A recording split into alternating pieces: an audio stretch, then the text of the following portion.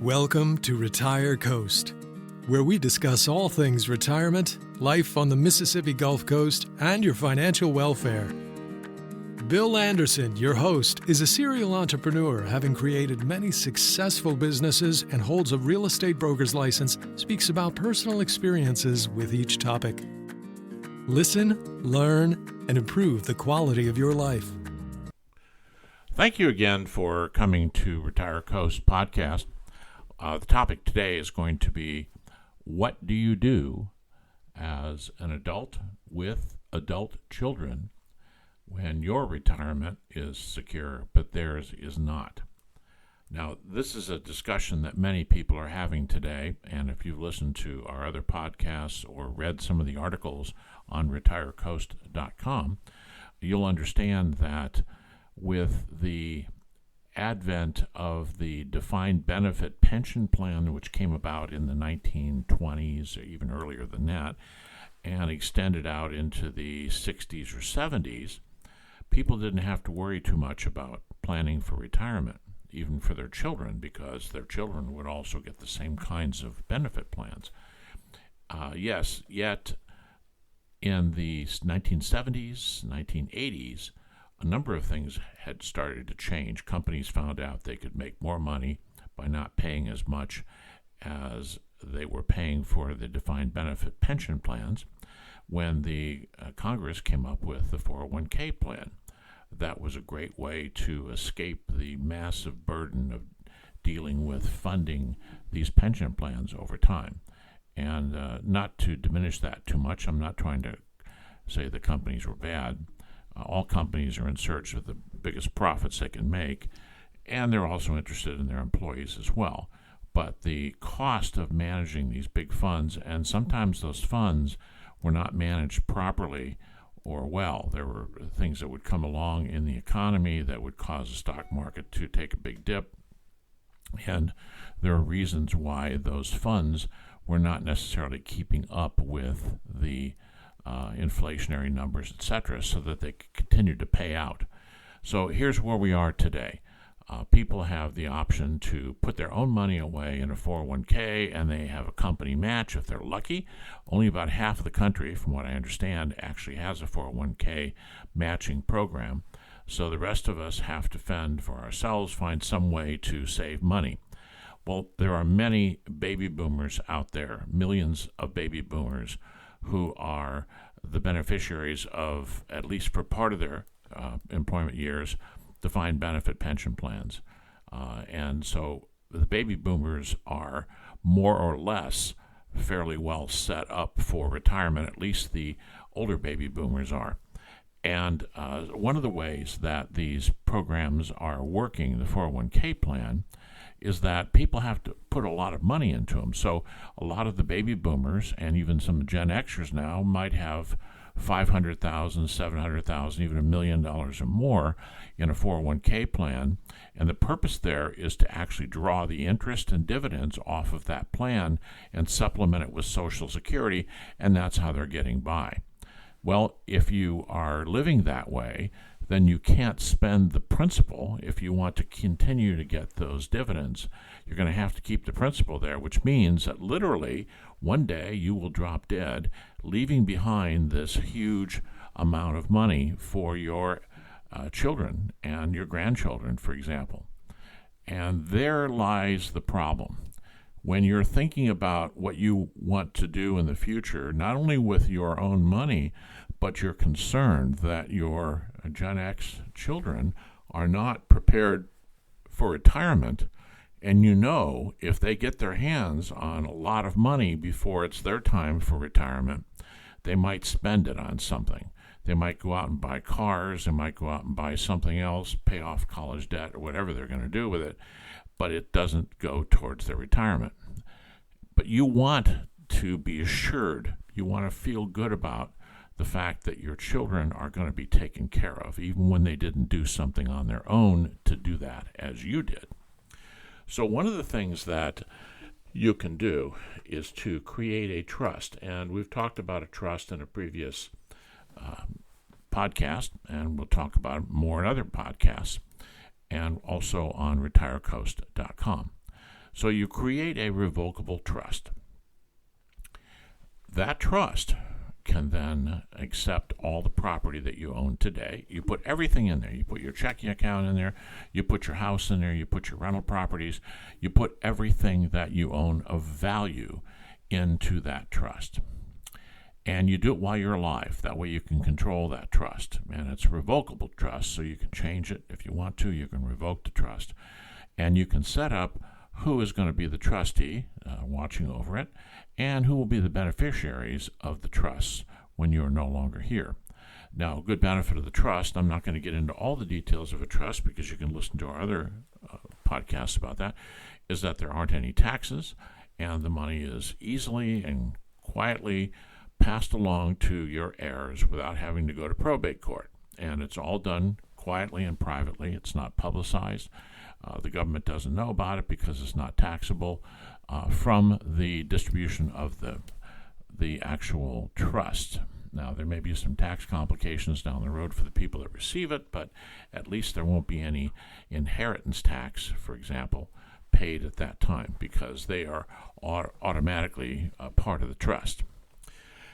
So what you do if you want to make sure that your children don't just squander all of that money when they sell your house that's got $300,000 of equity in it, where they take your retirement plans with $200,000 or $300,000 and they take a long vacation someplace, you can set up a trust that will, among many other things, as I mentioned, hold all your assets together and avoid taxes.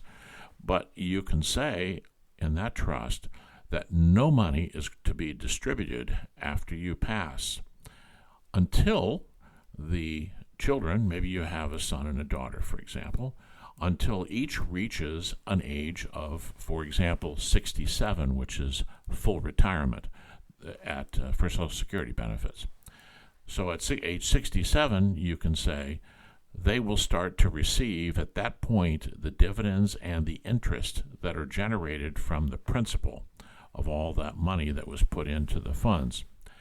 And then when they turn 80, and these are just examples for you, they can have access to the principal. This way, what you have done is you have set up a retirement program for your children who may not have been responsible enough to do it for themselves. And you will know before you pass on that they are more or less taken care of with whatever they're earning from Social Security, and match that with the income that will come from the funds that you've set up there. They're going to be set up for retirement. So what happens now if they pass away before they reach 67? Well, then the funds would go to the next age group, which would be the grandchildren. And again, you can set it up so that the grandchildren can't touch the money until they're 67 and until they're 80. So basically, your heirs will get the money, but they won't get the money until they absolutely need the money, when they're not necessarily of the age, working age, for example. Now, if you want to put some caveats in there, if one is disabled a little earlier, they can get the dividends, for example, but you may still not want the principal passed out in advance. Maybe you have someone who is disabled at age 55, and they will probably apply for Social Security disability. Then you can supplement that with dividends and interest from your fund. But again, the same could hold true. They can wait till 80, and you can change those dates. You can make it 81, you can make it 79. The point is that you have an enforced method to make sure that what you want done in the future when you're gone is going to be done, and that your kids aren't going to just squander the money that took you an entire lifetime to accumulate. So we all want to take care of our kids, but you may not be doing them any good if you give them money upon, let's say, for example, you pass away when your children are 55, and they get their hands on the money, and it's so much money they don't know what to do with it. They may not even think about putting it in retirement funds. And again, I don't want to beat a dead horse here, but they might just go ahead and squander it. I've actually seen that. I've also seen it with companies that have gone to their employees and said, we're going to close out our defined benefit plan and we're going to give you one lump sum, all the money you'd be getting. And some of the people, I know one person received almost $500,000. And he promptly put that money into something in type of investment on the stock market where he lost it all. Unfortunately, that happens.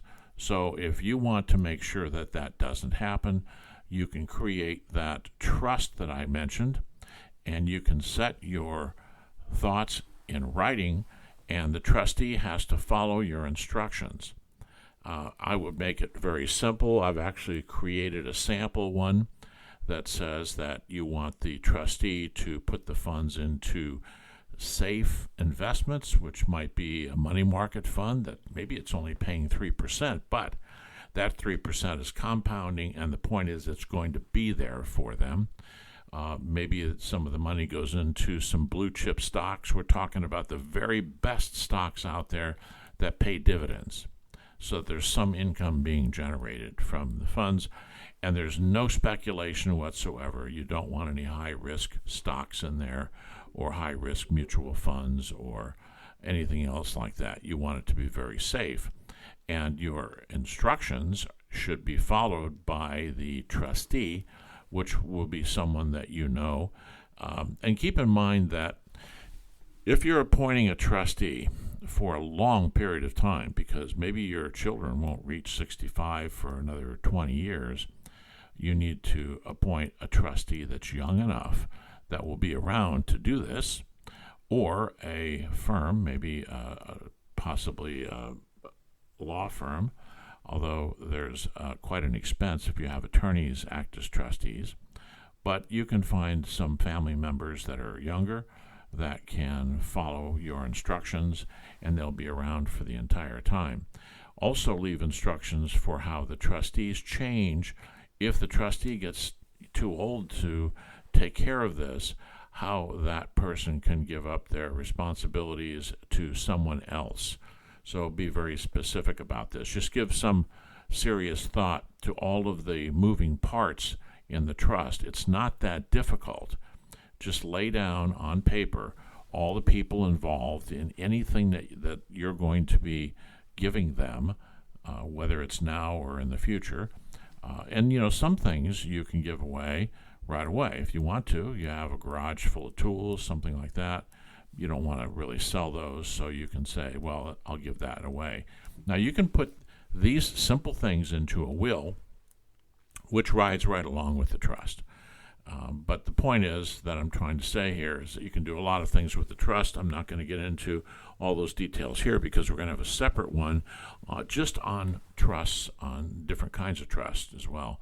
But this one is one for you to set up a retirement program for your children who are adults now, maybe they're not adults now. You might be 25 years old and you're listening to me here and you're saying, wow, I'm going to be accumulating a lot of things in the future, so I'm going to create a trust today, and my children are very young, and I'm going to put all this information in there.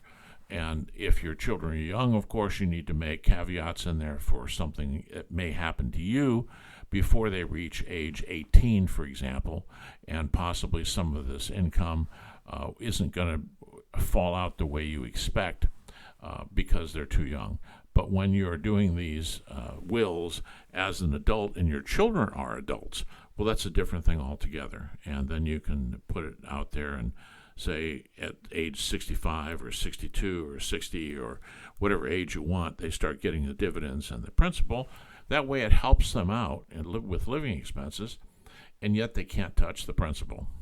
So you can set all of that up, just lay out the moving parts you want, and then you can meet with an attorney, and the attorney can just stitch it all together for you in a document that is acceptable to you. And I would suggest that you do this sooner rather than later. You never know what happens, and if you are married, your spouse obviously has to be involved. And the way that the funds normally go when one of you pass away is everything goes to the next person. And it's only after the last spouse passes away all these other things that I mentioned earlier will start to trigger and fall into place. And make sure that the attorney is on board with your thoughts on this and that the language is appropriate so that it cannot be challenged in court. Because one thing that may happen is that you might get a challenge down the road. Well, this is well after you've passed away, where one of your children wants that money, especially if you have several children, and they want the money and they want to challenge it in court. So you want to make sure that your thoughts and everything are communicated to the family members while you're going through this process so that they fully understand. And you talk to the attorney about whether they should come in and be part of a conversation with the attorneys, probably sign some papers acknowledging they understand what your wishes are, so that it would be extremely difficult for them to be able to break the trust agreement after you've passed away. You have to think about all these things in advance. People can get desperate after a while. Maybe they start losing their house, but that's really not a good reason to break the trust. They can go out and get another job, and they can earn the money back. That's just part of life. It took you a long time to earn all of this money that you have, all the assets you have, and if you want to make sure that they have something in retirement, because they're not making sure that they have something in retirement, then you're acting as a parent again. So thank you for listening. This has been a fairly short version. We're going to be putting these out for different parts of the with trust and a will and those things based on getting into each one of those separately, so we get a lot more detail. So I'll be talking about all the aspects of a trust, different things you can do, how you can do it. And then we'll talk about the will, last will and testament, why you need this, what the differences are between a will and a trust. We'll get way into the weeds on the last will and testament for you. The durable power of attorney and advanced healthcare directive, all the other essential elements of your estate planning portfolio, but we're going to do a separate podcast for each one of those. So keep coming back to Retire Coast. We usually do this kind of thing along with tax planning at the beginning of a year, and we're going to be doing quite a few of these. So we'll be putting them out about once a week over the next several weeks, and then you can listen and decide what you want to do. If you're ready to move forward, then you can take the next steps and create any of these things that I talked about or the entire package. Well, thanks again for coming to Retire Coast podcast. Be sure to go to our website, retirecoast.com, and you can see lots of articles. We have almost 200 articles in there, all about life and retirement and financial well-being, and many of them about the Mississippi Gulf Coast, where I happen to enjoy life. Again, thank you. Come back and listen to us again.